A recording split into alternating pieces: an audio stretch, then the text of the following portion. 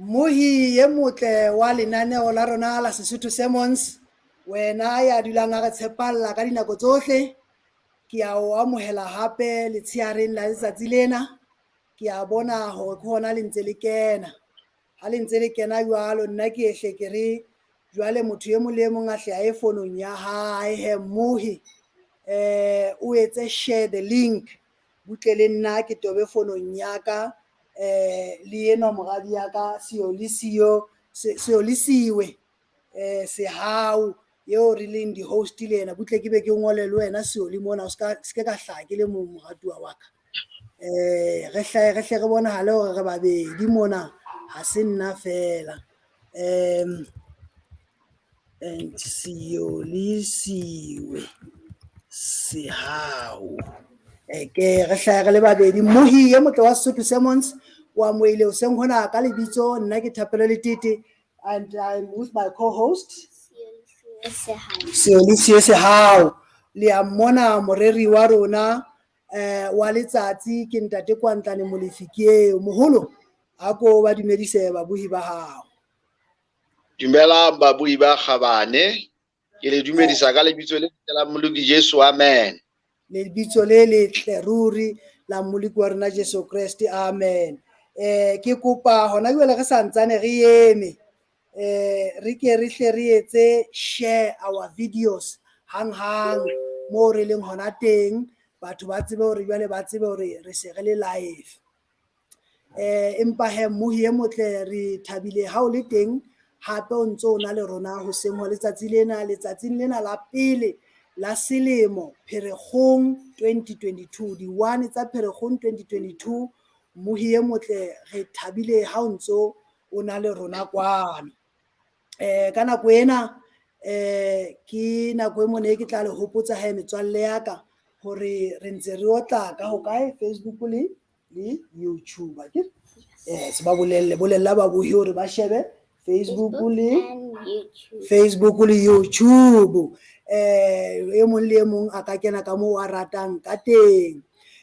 Mme he le hopole metswalle ya ka, babuhi ba batle, baholwane ba ka, batswadi ba ka, le hopole hore haeba dipotso di le teng, haeba dikopo tsa thapelo di le teng, le tlebe se le di ngola leboteng leo hore na ke Facebook kapa ke YouTube, hohle moo leng hona teng bo so ngola potso kapa kopo ya hao ya thapelo.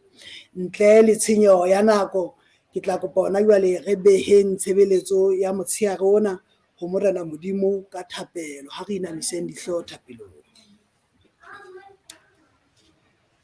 Morena Modimo wa mehauhelo, Jehova ya matla hohle, re a leboha ntate ka thuto tseo ntso re fa tsona letsatsi le letsatsi, empa ka hodimo tsohle re leboha ka sehlabelo seo re fileng sona sa morao hao Morena Jesu Kriste ya re shwetseng sefapanong, hore ye mong le e mong ya dumelang ho yena a seke a timela a mpe a be le bophelo bo sa feleng. Ka nako ena Jehova re tla ho wena re tiisa re netefatsa tumelo eo ho Morena Jesu, morena wa rona, hore re tle re fumane bophelo bo sa feleng. Ka nako ena ntate, ha re tla ho wena hoseng ona wa Sabata, re kopa Jehova yena Morena Jesu eo a ke atle ka hare ho thuto ya rona ya hoseng hona, yeo a tlang ho e bua ka molomo wa moholo wa rona Ntate Kwantlane Molefi, hore Jehova a ke a re nyenyeletse dintho tseo re lokelang ho di tseba tse tla re qadisa selemo sena sa 2022 ka matla le tsosoloso le tumelo e phahameng. Re ke re nyolohe moo mohlomong borokong bo re neng re na le bona Jehova. Morena Jesu a ke a re tsosolose. Re beha bohle ba mametseng mona, e le metswalle ya rona, e le batswadi ba rona, e le bana ba rona ba mametseng mona, hore Jesu o ko thetse dipelo tsa bona hore ditaba tsena tseo o tlang ho di bua le rona bohle di ke di ahe, di mele, di hole dipelong le dikelellong tsa rona. Tsena tsohle re di kopa re tshepile lebitso le matla la Morena le Moleki wa rona Jesu Kriste, amen. Amen.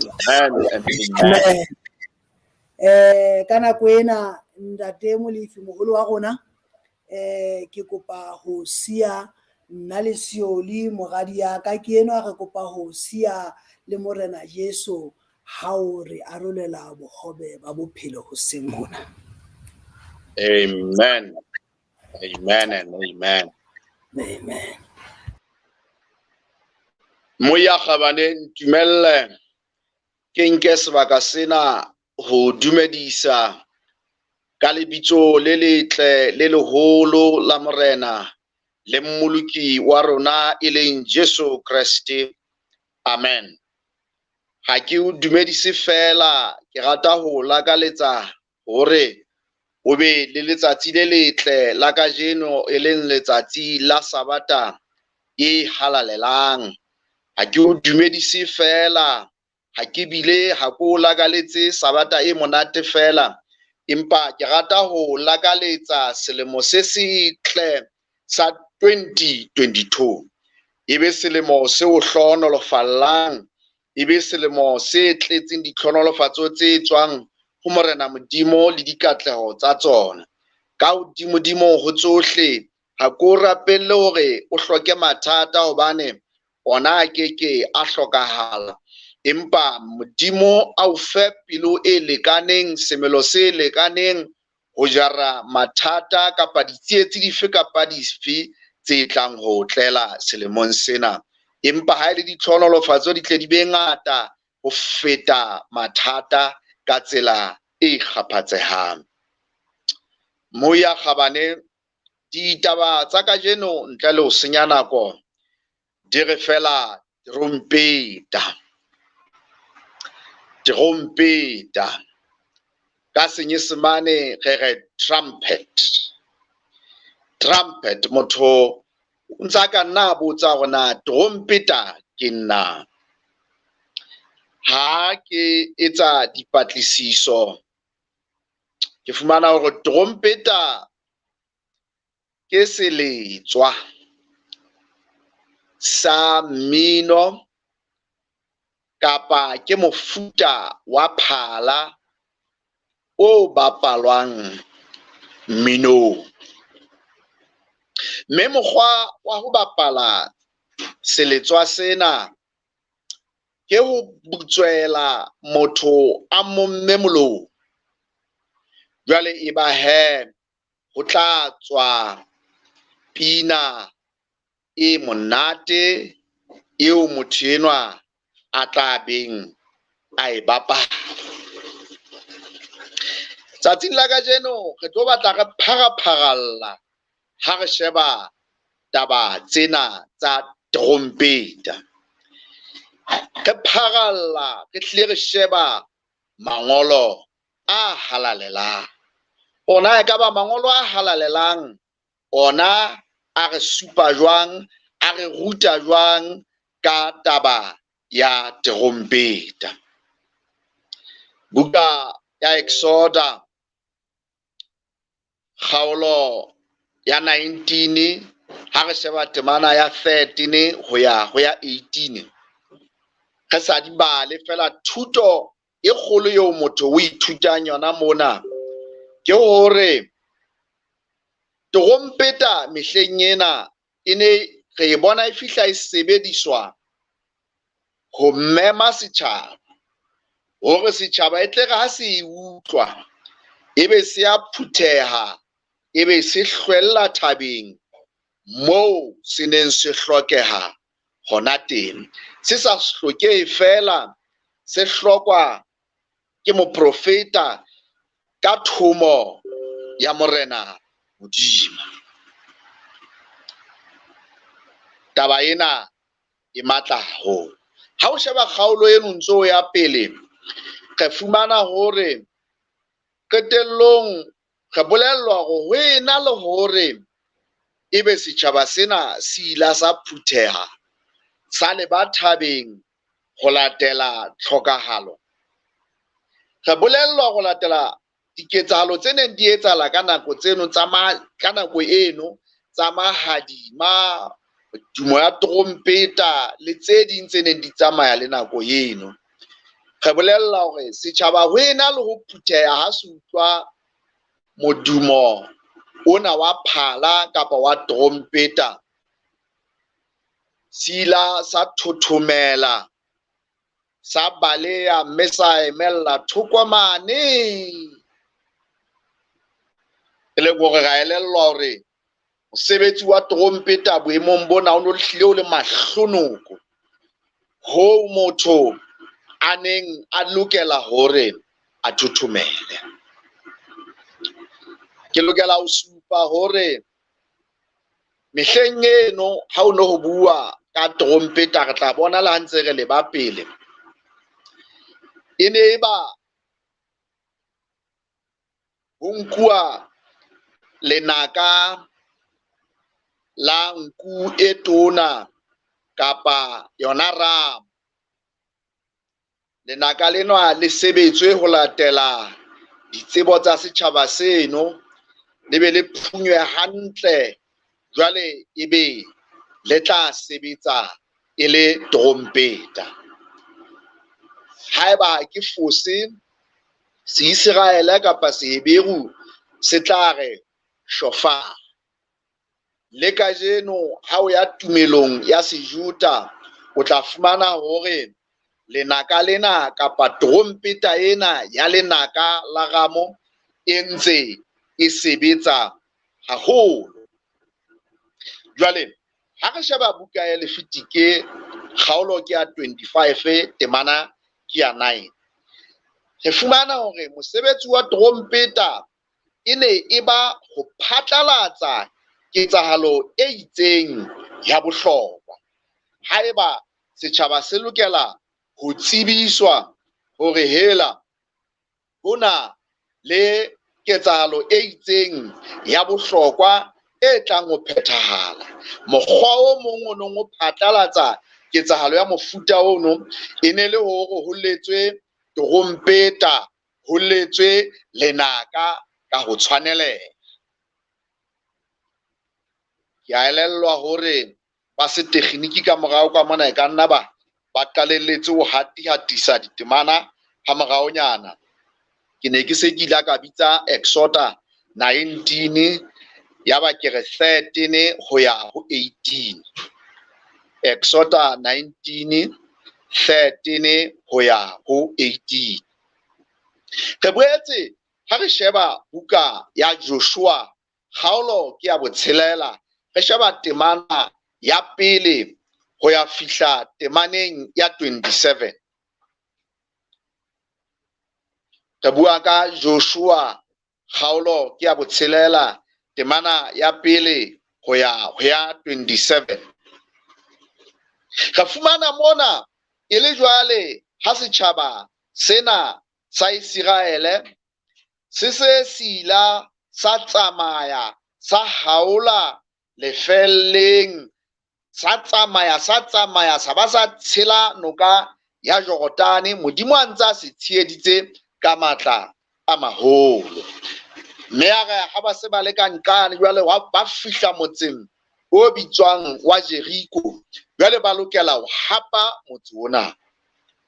Re bolellwa hore Modimo la laela hore ka hare ho setjhaba sena ho be le batho ba tla etella pele e le ba priester ba supileng, ba tshwere ditrompeta tse supileng. Jwale ebe setjhaba sena mmoho le ba priester bana se a phalla ho latela tataiso ya Modimo, ebe ba dikadika motse ona ba o pota-pota ha supa. Jwale ho ntse ho letswa ditrompeta tsena ka matla a maholo. Lebitso la Morena Jesu le bokwe. Kgaolo ena ke qetang ho bua ka yona kapa temana tsena tse ke buileng ka tsona, ke tsona tseo e tla re ha o di bala wena mmoya kgabane, jwale o elellwa hore ehlile mona le mangolo a topa a supa trompeta ena e le lenaka la rama kapa yona nku e tona. Lebitso la Morena Jesu le bokwe.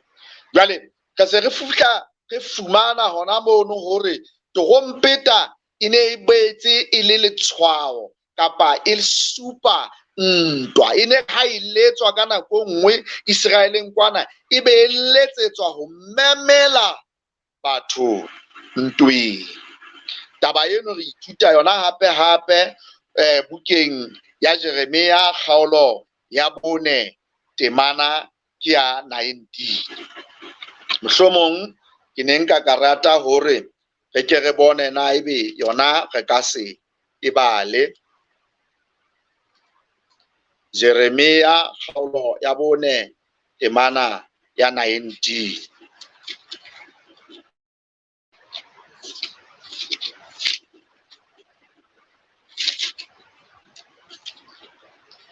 Ha re fumane yona e baleha tjena.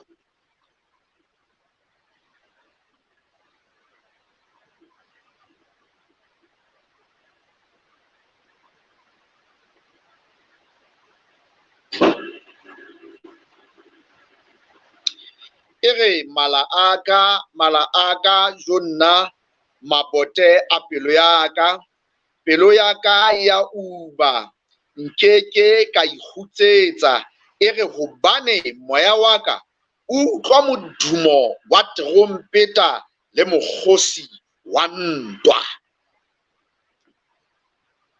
Amen. Ho fihlela mona re se re ithutile hore trompeta e ne tla sebediswa kwana Israeleng mehleng eno ho memela batho pitsong e itseng sebakeng se itseng. Ra boela ra ithuta hore e ne ka letswa e phatlalatsa ketsahalo e itseng e kgethehileng. Jwale re boetse hape re elellwa hore le ha o no huwa ntweng, ho no ho letswa trompeta e le ho fehla moya le ho kenya taba e hlakileng dikelellong tsa ba yang ntweng kapa bona bahlabani kapa sona setjhaba hore jwale ke nako ya ntwa. Ha re sheba hona mono ho Joshua kgaolo ya 6, re ka boela ra re ho latela tlholo eno e ileng ya fihlelwa ke setjhaba sena sa Modimo, tlholo e ileng ya etsa hore ba nke motse, ba hape motse ona wa Jeriko. Re ka boela ra bona hore trompeta e ne e betse e le letshwao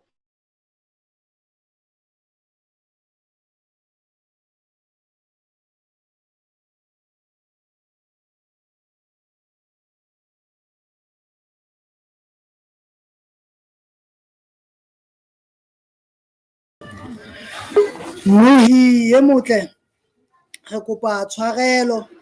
Re bona eka setekgeniki se a re otla ka ho ntate Molefi ka mono. Ntate Molefi, o so le teng moholo wa ka, o kgutlile? ke bonahala se ke le teng moholo wa ka, ke a leboha. Hle ho bile le ho kgaokgaoha ho kgutshwanyane. E ne le mo neng ke bontsha hore trompeta, ha re sheba kgaolo ya 6 ya buka ya Joshua, re ka boela ra re ke letshwao la tlholo. Tlholo e sa tleng fela, empa tlholo e tlang ka tshehetso ya Modimo ka sebele. Psalma ya 150, Psalma ya 150 temana ya 3.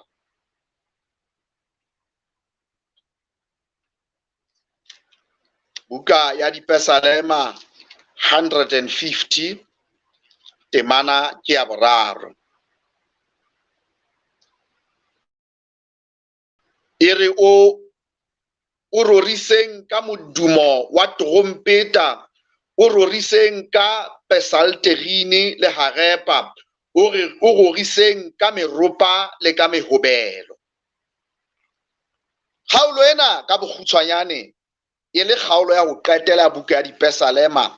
Ke kgaolo e fihlang e re kgothaletsa hore re thothe diletswa tsohle tseo re nang le tsona, jwale re phahamise botle le boholo ba Modimo. Lebitso la Morena Jesu le bokwe.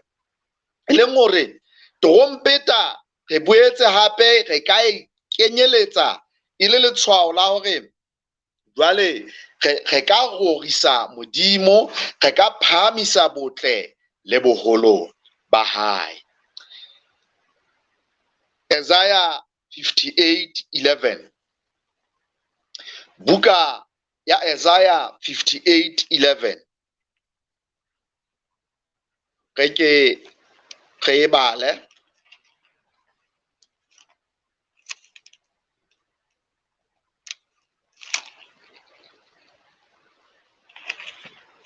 Isaiah 50:2 temana ke ya 11.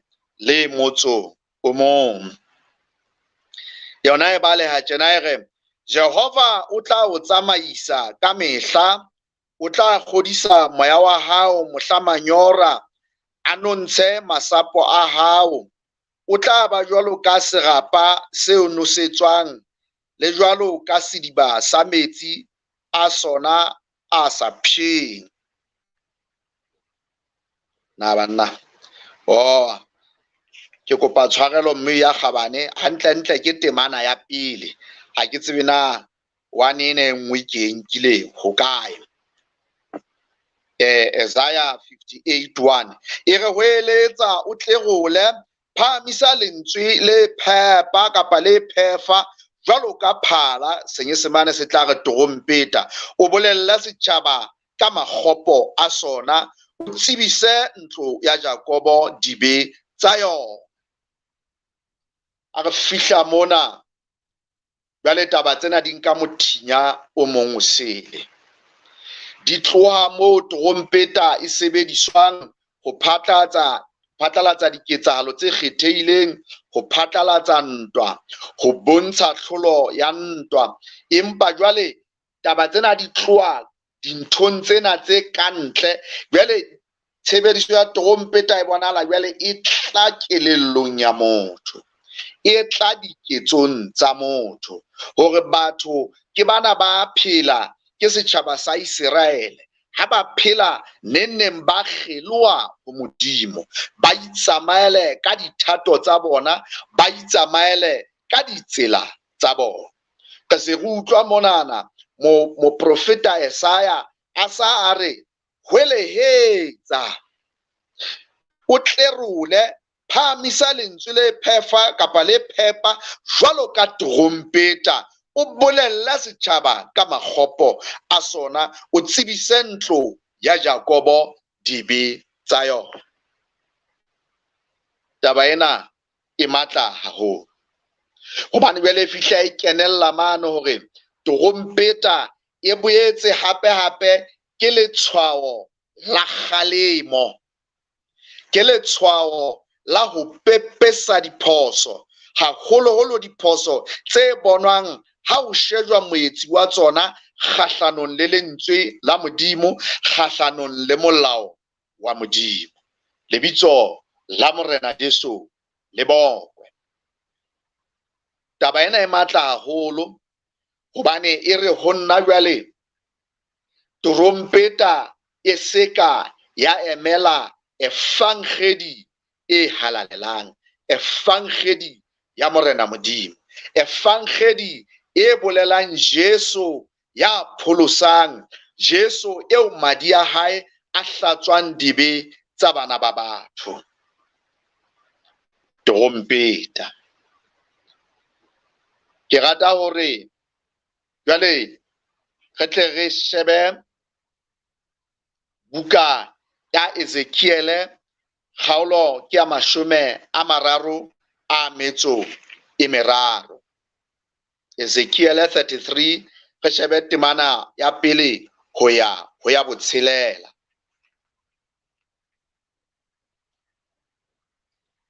Ke taba e ntseng e fihla jwale e kenella tabeng ena ya torompeta, e le letshwao la kgalemo, e le letshwao la ho laya, e le letshwao la ho ruta, ho tsamaisa batho, ho tsamaisa bana ba Modimo ditseleng tseo Modimo a di batlang. Ke batla hore ha re sheba lengolo lena la Ezekiele, re shebe torompeta e boetse ka nna ya fetoha molomo wa moprofeta, molomo wa moefangedi. Ke temana tse reng haeba moefangedi, hopola hore wena o torompeta ya Morena. Ezekiele kgaolo ke ya 33, re bala temana ya pele ho ya botshelela. E re lentswe la Jehova la ntlela la re, mora motho, bua le bana ba letjhaba la heno o re ho bona ekare ha ke tlisetsa lefatshe le itseng lerumo, mme setjhaba sa lefatshe leo se inkela monna hara sona ho mmeha sebodi sa sona. Ha bona lerumo le tlela lefatshe leo, mme a letsa phala kapa a letsa trompeta, a eletsa setjhaba. Ha e mong a utlwile modumo wa trompeta a sa hlokomele, le ha lerumo le katla laya le yena, madi a hae a tla ba hloohong ya hae. Haleluya. Temana e matla ruri.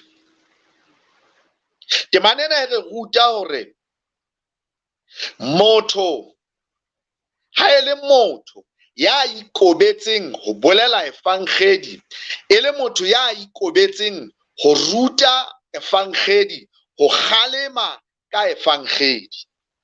Jwale e ba tshenyo e a tla. Tshenyo ena ha e tla e hloka batho ba nke qeto tsa ho qoba tshenyo, fela mohlomong ba sa elellwe. Jwale ha moefangedi enwa, ha enwa ya kgalemang, a phamisa molomo wa hae jwalo ka trompeta, a hwa ka thata, a hlokomedisa batho ka tshenyo e tlang. Eba batho bona ka mora ho utlwa tlhokomediso, ka mora ho utlwa kgalemo, ba itswella pele ka ditsela tsa bona tse kgelohileng, madi a bona, lefu la bona le tla botswa hodima bona. Modimo a keke a bona molato ho moefangedi kapa moprofeta ya hlokomedisitseng ba jwalo phoso tsa bona. Temana ya bohlano e re, o utlwile modumo wa phala, mme ha ka a hlokomela, madi a hae a be ho yena. Empa ha a hlokomela, o tla pholosa moya wa hae. E leng hore motho ya nkang kgalemo, ya nkang tlhokomediso, ya nkang keletso ho tswa mangolong a halalelang, o tla pholosa bophelo ba hae. Ka hona moo ya kgabane, mamela trompeta ya lentswe la Modimo, ha e hoa, e hoa ditlhokomediso, e hoa dikeletso, e hoa dikgalemo, e hoa ditaelo ho tswa ho Modimo ka sebele. Mamela mme o lokise ditsela tsa hao, e le hore bophelo ba hao qetellong bo tle bo bolokehe. Trompeta. Ha re tswela pele temana botshelela e re, ha e le sebohodi e ka ga se bona lerumo le etla, se sa letse phala, mme setjhaba se sa eletswe, le ha lerumo le katla le ya le e mong wa bona, e tla ba eo o shwele ka bokgopo ba hae, empa ke tla batla madi a hae letsohong la sebohodi. Taba ena e sentse le molaetsa o sontso o pheta-phetwa fela, hore ha motho a mamela sebohodi bophelo ba hae bo tla pholoha. Empa sebohodi ha se tshwara dikgalemo, se tshwara dikeletso, se tlohella ho bolela tse tswang ho Modimo ka sebele, mohlomong se be se ipuele le ditaba tse bonolo fela tse thabisang batho. Le ha batho bana ba tla shwa ka lebaka la bokgopo le diqeto tsa bona, empa madi a bona a tla boelwa a botswe ho sebohodi sena, se neng se lokela hore ebe se isitse dikgalemo ho bona. Lebitso la Morena Jesu le bokwe.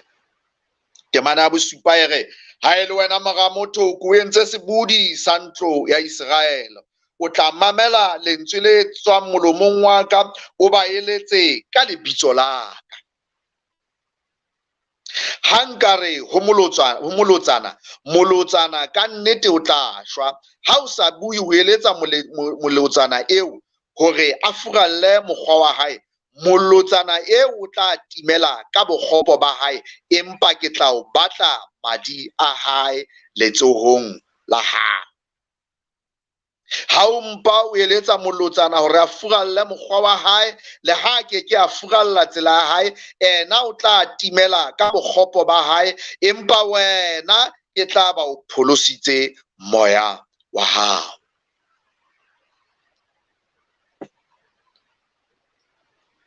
Dintho di a etsahala lefatsheng lena leo re phelang ho lona, tse ngata di etsahala ka pela mahlo a banna le basadi ba jereng efankgedi mahetleng a bona.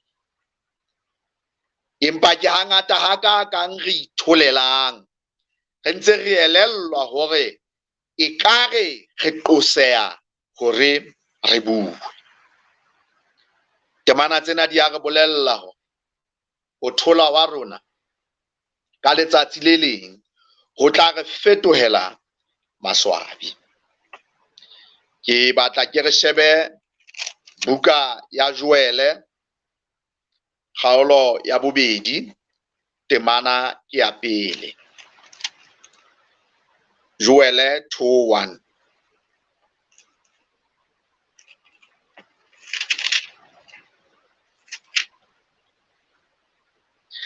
Yona e re,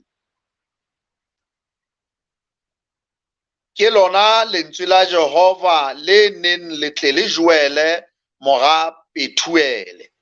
Utlwang taba ena lona maqheku, le sekehe ditsebe lona bohle baahi ba lefatshe. Na taba e jwalo e se e kile ya eba teng mehleng ya lona le mehleng ya bontata lona?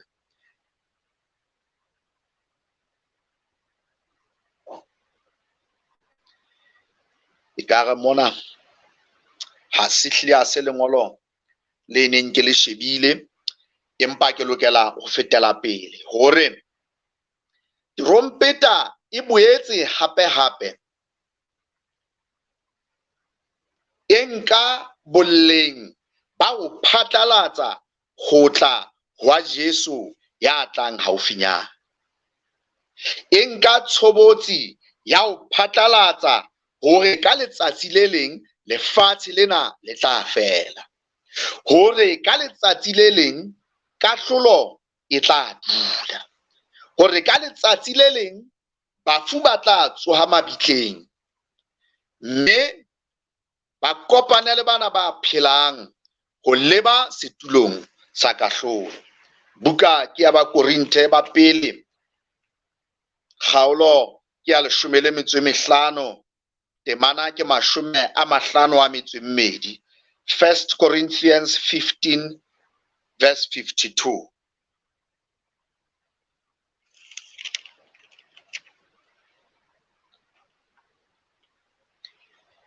Yona e reng, mohlomong re qala ho 51. E re bonang ke le bolella sephiri, ha re ka ke ra robala bohle, empa re tla fetoha bohle, hang ka ho panya ha leihlo, ka trompeta ya morao. Hobane trompeta e tla lla, mme bafu ba tla tsoha, ba seke ba boela ba bona, mme le rona re tla fetoha. Haleluya. Moya kgabane, letsatsi le a tla. Letsatsi le a tla leo ka lona trompeta e tlang ho lla. Trompeta ena ha e lla, ha ena lla fela ka mollo o tlang ho bitsa le ho memela fela ba phelang ho Kreste ya tla beng a se a tlile. Ha ena memela ba phelang fela setulong sena sa kahlolo, empa re bolella hore le ba robetseng ka hare ho lerwele la lefatshe ba tla utlwa tsela eo e llang ka yona, ebe ba tsoha, phefumoloho e boele ho bona, e le hore ba shweletseng ho lokeng ba tseba ba tle ba fumane moputso wa ho kena lehodimong la Jehova Modimo. Ba robaletseng bohata, ba robetseng dibeng tsa bona, ba tle ba tsohele ho bona tsuo. Buka ya Mateu ke bala kgaolo ke ya 24 temana ke ya 31. Matthew 24 verse 31. Yona ha re fumane e re, o tla roma manyoloi a hae a letsang ditorompeta tse modumo o moholo hore a bokelle bakgethwa ba hae meyeng e mene ho qala pheletsong e nngwe ya mahodimo ho isa ho e nngwe. Temana ena e hlalosa fela hore na torompeta e tla lla jwang. Ka bolella hore manyeloi a tla di letsa ditorompeta mehleng eno. Potso ke hore nna le wena re tla utlwa ditorompeta ka le lehlakoreng le feng na? Ke a o mema ntjhebe kajeno ke le sebohodi sa ntlo ya Sione, ke eme hodima Jerusalema thabeng, Sione thabeng e halalelang, ke hoa ka torompeta e modimo o moholo, hore tlohong ha re tleng ka lehlakoreng la Jehova Modimo. E tle re ka ra shwa kapa ra phela, re tle re be ka lehlakoreng la folakga ya lehodimo.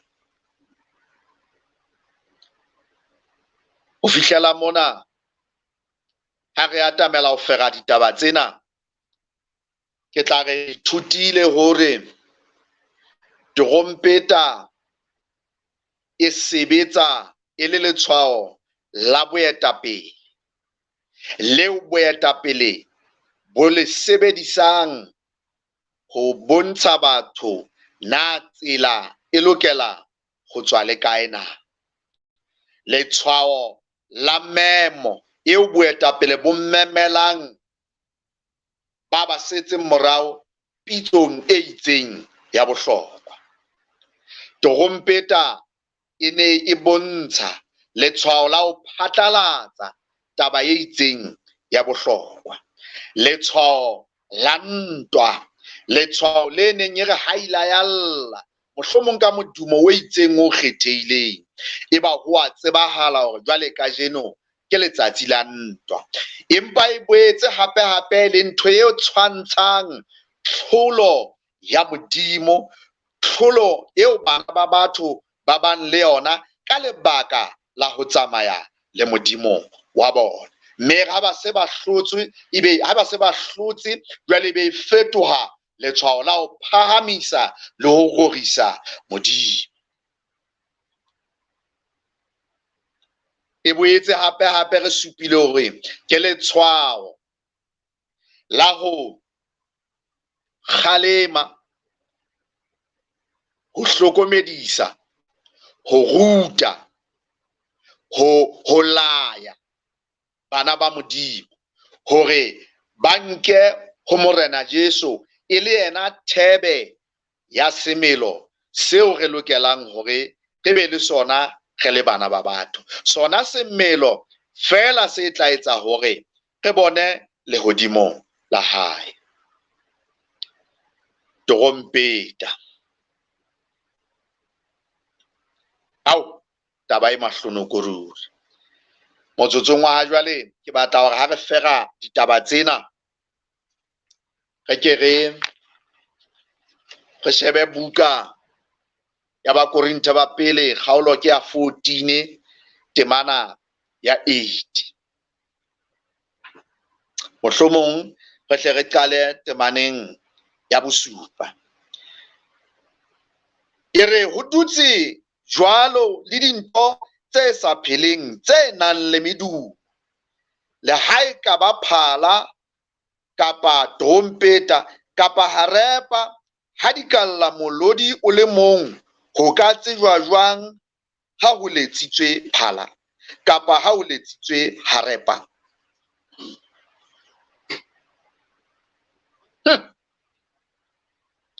Mme ekare ha torompeta e na le modumo o sa kgethweng kapa o sa kgetheheng, o sa kgethweng ke mang, ya ke mang ya tla phallela ntweng.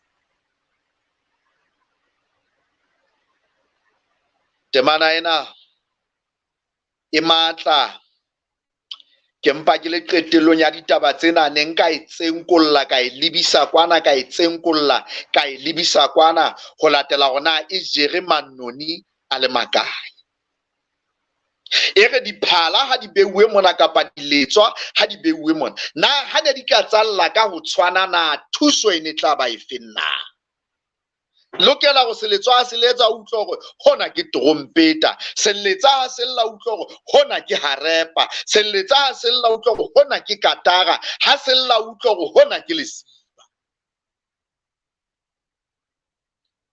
Le banna le basadi re bana ba Modimo, fela o tla utlwa ka nako nngwe ha boletswa ba rona bolla, utlwa re ntse re tshwana fela le batho ba sa ikamahanyeng le ditaba tsa efankgedi, ba sa ikamahanyeng le ditaba tsa Modimo. Mme potso ya hlaha re na ha o le torompeta, o sa le ka tsela e batho ba tla o fapanya hore ba utlwe hore hona ke modumo o mong o fapaneng, hona ke modumo wa lehodimo, na ke mang ya tla elellwa hore jwale re ka hare ho ntwa?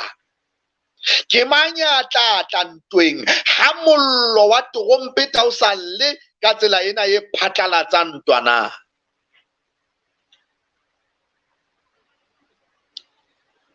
Ka hona ke a o mema hore nna le wena ha re nke torompeta tsa rona.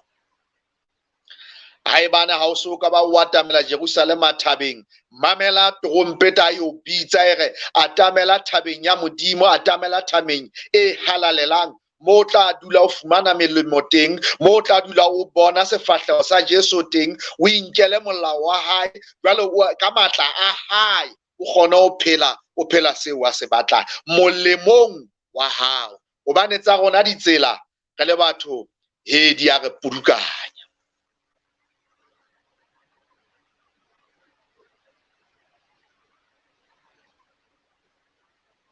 O bona lenyalo la motho le thekesela e letse torompeta ya thuso ho thusa lenyalo leo. O bona monna hateletse mosadi, monna hlorisa mosadi, banna ba bolaya basadi, letsa torompeta hore toka e phethwe. O bona monna kapa mosadi a hateletse monna ka ditsela tse fapakaneng, torompeta ha elle ka tsela e tla etsa hore maemo ana a hlaphohe. Batswadi ba furalla boikarabello ba ho nka taolo ya bana ba bona, e ka sitana le hona ho ba hlokomella. Torompeta ya lehodimo ha elle ho rarolla ditaba tsena. Hobane bophelo bona bo re bo phelang ka bo bona ke ntwa. Empa torompeta ya efankgedi ya lehodimo e lokela hore e dule e lla, mme ho lla hwa yona ebe ho fapaneng ho etsang re be lehlakoreng le hlolang, lehlakore la Kgosana Emmanuel, yena ya tshwereng folaga e keneng mading a pholosang. Ka hona ke re ho wena, mamela torompeta ha yo memela Jerusalema thabeng ya Modimo. Ha o fihla thabeng ya Jerusalema ya Modimo, o fetoha le wena jwalo ba karolo ya dibohodi tsa ntlo ya Israel. Letsa torompeta ho kgalema, letsa torompeta ho laya, letsa torompeta ya efankgedi e halalelang ya Modimo. Yo sebetse ka boena ba hao, yo sokolle, yo etse a dumelang ho yona, e seng ya ijwetsang ba bang fela sa dumele ho yona. Mme ha e se yo nkile, yo hapile, kena kgabong le wena, o letse torompeta, o letse ka modumo o kgethehileng, o letse ka modumo o mogolo o utlwahalang, o bolelang hore le ha re ntse re phela, mohlomong re phela ho latela dithato tsa rona, empa Morena Jesu wa tla. Lefatshe lena le tla fela ka letsatsi le leng le le leng. Nna le wena re tla ema ka pela setulo sa kahlolo ho arabella tseo re di phetseng mmeleng ya rona. Ka hona, thea tsebe o mamele trompeta ya lehodimo. Amen.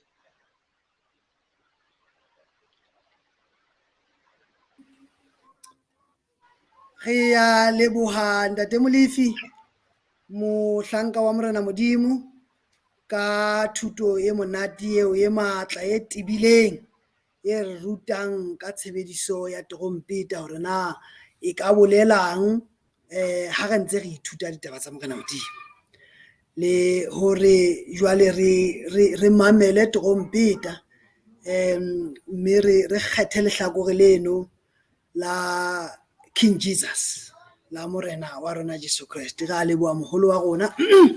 Ke lebohe wena mmohi ye motle wa lenaneo la Sesotho Sermons and Programs. Jwalo ka mehla ke bolele hore ha e se ka wena lenaneo lena le kekebe la ba teng, e ne tla ba haleo. Morero le sepheo ke hore fela re nne re o qhetsolele bohobe bo tswang lehodimong. Ka nako le nako re nne re atise tsebo, re potlakise ho tla ha bobedi ha Morena rona Jesu Kriste. Ha ke sheba di-comments ke bona mme wa ka mme Agostina Methuko a diotla a leka ho lanela kapa ka mane a re Ntate Modimo a ke a re thuse hore re letse ditrompeta tsa rona ka ho ya ka tsela e tla hlokomedisa bana ba bo rona ka ho ya ka thato ya hae Morena Modimo. Ke comment ya mme Agomono. Ha ke bone ho na le comment tse ding, ha ke bone ho na le dikopo tsa thapelo. Ko bontsha hore ditaba tsa hao di hlakile moholo wa rona. Mme ka nako ena ke tle ke fetisetse marapo ho wena he Ntate Molefi hore o tlo re kwalle ka thapelo. Ha re etseng thapelo.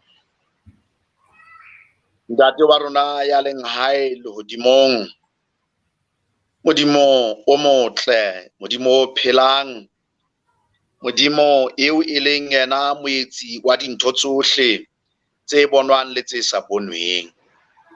Modimo eo e leng yena Ntate wa Morena le Mmoloki wa maphelo a rona e leng Jesu Kriste. E sa le ho qaleng hwa selemo sabateng sena sa pele selemong sa 2022, ka wena ka tsela e kgethehileng Modimo wa rona.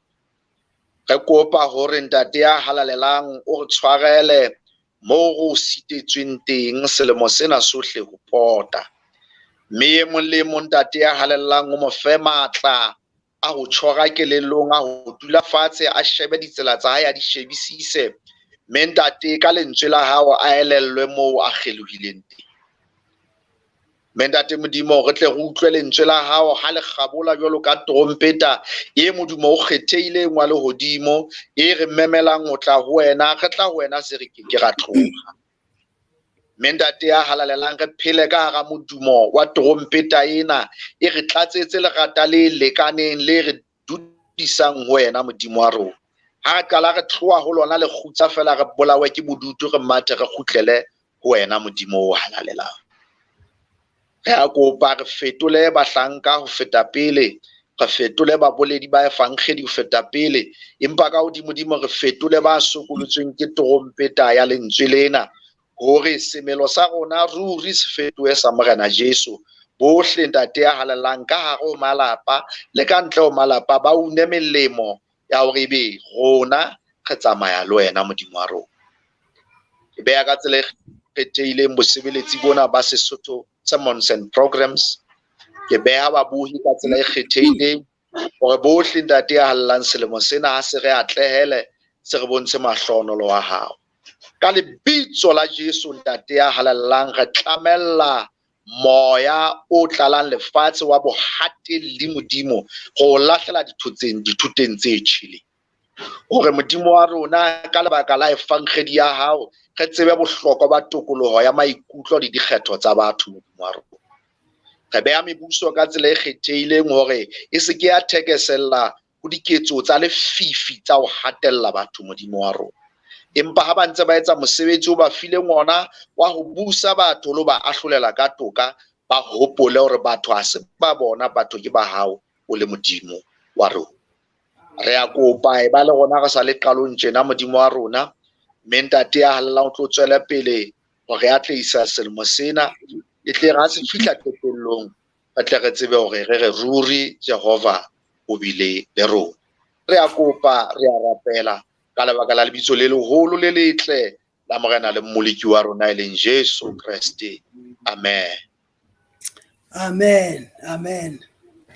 Muhi ye motle wa Sesotho Sermons and Programs, really ba Sesotho Sermons and Programs go lakaletsa selemo se monate sa 2022. E se ka selemo sena se ka o tlela ka mahlohonolo wena Muhi.